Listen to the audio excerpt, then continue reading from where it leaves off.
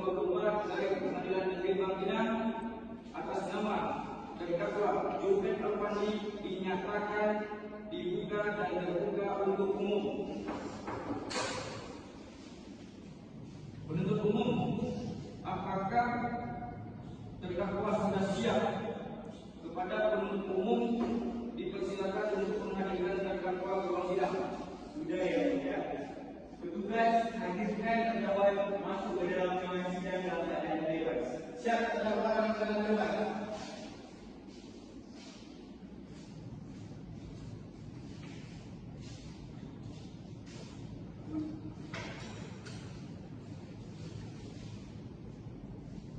Baik, saya akan menanyakan identitas saudara sebagaimana yang telah terdapat di dalam BAP.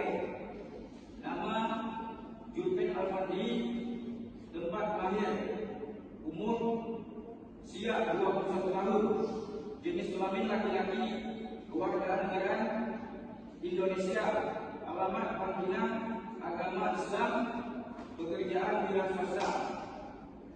Apakah yang disebut di atas benar identitas saudara? Saudara terdakwa, apakah saudara dalam keadaan sehat, baik jasmani?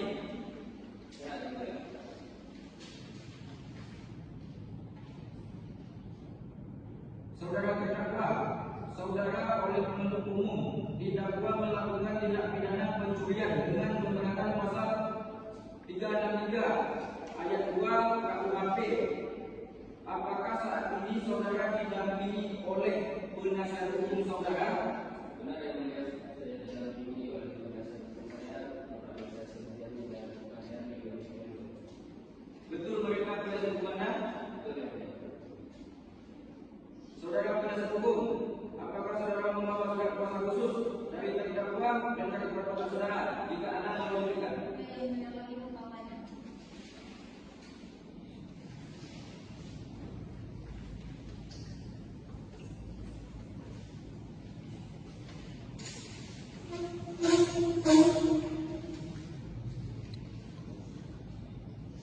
Baiklah, kepada saudara jaksa penuntut umum, apakah sudah siap membacakan dakwaannya?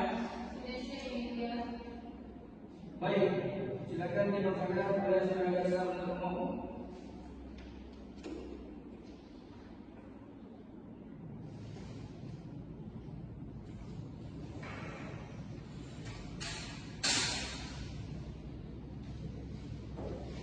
Surat dakwaan bahwa terdakwa Juven Alfandi yang selanjutnya disebut sebagai terdakwa pada hari Rabu tanggal 7 Februari 2024 hingga pada hari Selasa tanggal 12 Maret 2024 atau setidak-tidaknya pada satu waktu dalam rentang waktu bulan Februari hingga Maret tahun 2024 atau setidak-tidaknya pada suatu waktu dalam tahun 2024 bertempat di Yayasan Al-Solehah Abidin, Jalan Garuda Sakti, kilometer 11, waktu kilometer 11, Desa Kali Indah, Kecamatan Tabung, Kabupaten Kampar, atau pada tempat yang masih termasuk dalam daerah hukum Pengadilan Negeri Bangkinang yang berwenang.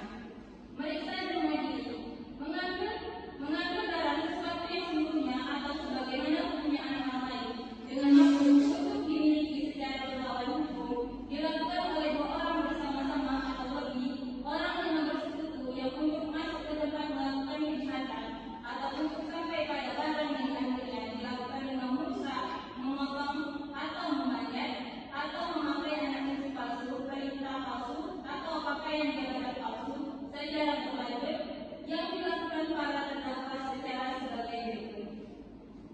Berawal pada hari Selasa, tanggal 6 Februari 2024, sekitaran pukul 2 Juven Alfandi di Jalan Garuda Sakti, kilometer 8, Desa Kali Indah, Kecamatan Kampung, Kabupaten Kampar, yang berjuang untuk melakukan pencurian di Yayasan Al-Solehah Abidin, milik saksi Reski Anugrah yang pada saat itu tidak ada yang dijaga. Selanjutnya, pada hari Rabu tanggal 7 Februari 2024 sekitaran pukul 2 terdakwa Juven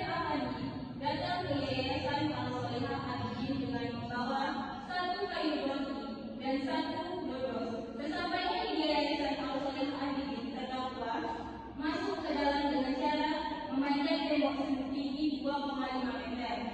Lalu, setelah terdakwa berada di dalam Yayasan Al-Solehah Adidin, terdakwa mengambil pagar besi sebanyak 5 lembar dan pintu sebanyak 13 lembar dan dikumpulkan di area belakang Yayasan Al-Solehah Adidin. Selanjutnya pulang menuju rumah terdakwa untuk mengambil kendaraan mobil Mitsubishi TV Quad L300 warna coklat tembakau dengan nomor polisi BN 9358 FK untuk mengangkut barang yang telah dikumpulkan oleh terdakwa. Setelah itu, terdakwa masuk dan mengeluarkan pagar besi dan pintu melalui tembok bagian belakang dan dimuat ke dalam kendaraan mobil Mitsubishi tipe Quad L300 warna coklat tembakau dengan nomor polisi BN 958 FK dan pulang menuju rumah terdakwa. Selanjutnya, pada pukul 5 WIB, terdakwa kembali ke Yayasan Al-Solehah Adidin untuk mengambil 3 lembar pagar besi dengan cara memgoyang-goyangkannya terlebih dahulu. Dan terdakwa mencoba mencokel dan menggunakan kayu berat roti dan dodos satu persatu. Setelah berhasil melepas pagar besi tersebut, terdakwa mengangkut pagar besi dengan menggunakan mobil Mitsubishi tipe Quad L300 warna coklat dengan nomor polisi BN 9358 FK dan pulang kembali ke rumah terdakwa untuk menyembunyikan barang yang telah diambil. Selanjutnya, pada pukul 5 WIB, terdakwa kembali mendatangi Yayasan Al-Solehah Adidin untuk mengambil pagar besi sebanyak 2 lembar, yang mana mengambil dengan cara sama menggunakan kayu roti dan dodos untuk melepas pagar besi tersebut dan mengangkut menggunakan mobil Mitsubishi tipe Quad L300 warna coklat tembakau dengan nomor polisi BN 9358 FK untuk disimpan di rumah terdakwa. Selanjutnya, pada hari Rabu tanggal 14 Februari 2024, sekitaran pukul 8 WIB, mendatangi Yayasan Al-Solehah Adidin untuk mengambil kabel tembaga dengan cara memanjat tembok dan langsung menuju tempat genset untuk menggali kabel tembaga dengan menggunakan dodos. Setelah berhasil menggali kabel, terdakwa mengambil kabel tembaga sebanyak 30 meter dan setelah itu berhasil, terdakwa pulang ke rumah terdakwa. Selanjutnya, pada hari Kamis 15 Februari 2024 sekitaran pukul 2 WIB, terdakwa datang kembali ke Yayasan Al-Solehah Adidin untuk mengambil kabel tembaga yang baterainya kurang lebih 1 kg atau sepanjang kurang dari 5 meter dengan cara mengambil menggunakan besi dodos. Dan setelah berhasil, terdakwa pulang ke rumah terdakwa. Lalu, pada tanggal 10 Maret 2024 sekitaran 4:30 WIB, saksi yang mendapat tugas untuk menjaga Yayasan Al-Solehah Adidin dari selaku pengelola lahan Yayasan Al-Solehah Adidin mendengar suara gaduh dari arah Masjid Al-Solehah Adidin yang Adidin, dan setelah dilakukan pengecekan oleh Rizky, melihat terdakwa diketahui oleh saksi Rizky sedang menggali kabel tembaga yang tertanam dekat dengan tiang listrik Masjid Al-Solehah Adidin. Lalu, saksi Rizky menegur terdakwa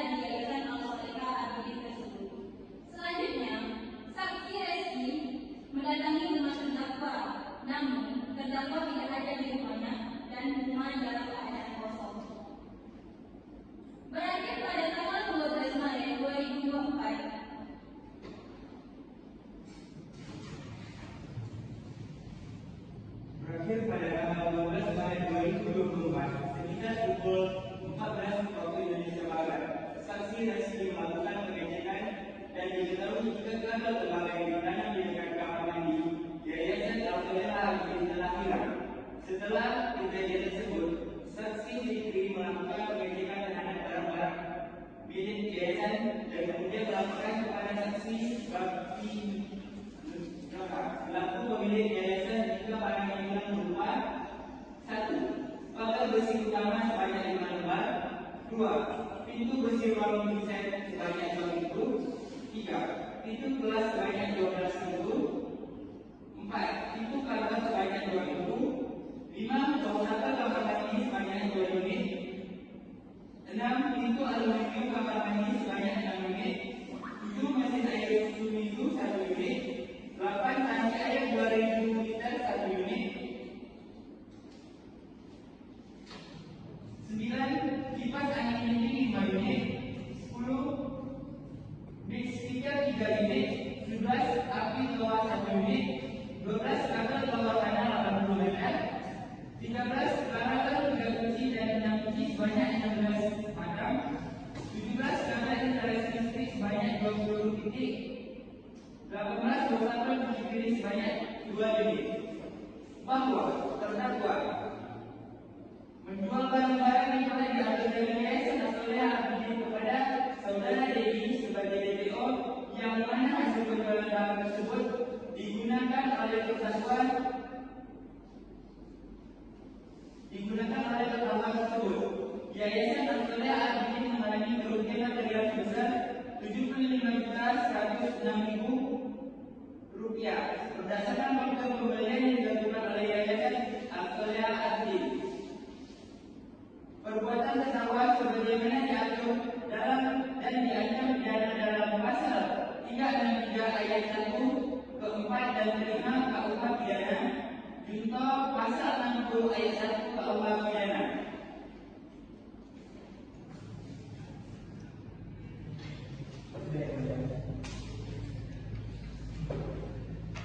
Baik saudara terdakwa, apakah saudara terdakwa mengerti dengan dakwaan yang dibacakan oleh jaksa penuntut umum? Apakah saudara akan mengajukan eksepsi terhadap dakwaan jaksa penuntut umum?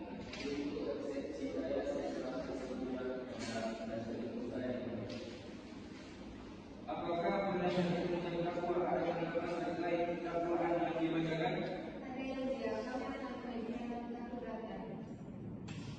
Bagaimana penuntut umum? Sepakat tidak?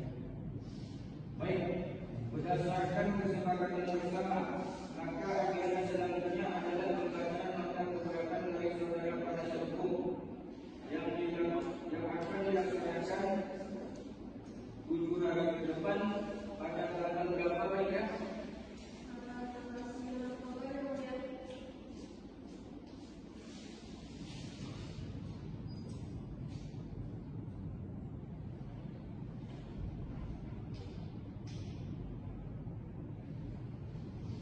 Baiklah, sidang hari ini ditunda dan dilanjutkan pada hari Rabu tanggal 9 Oktober 2024 pukul 9 WIB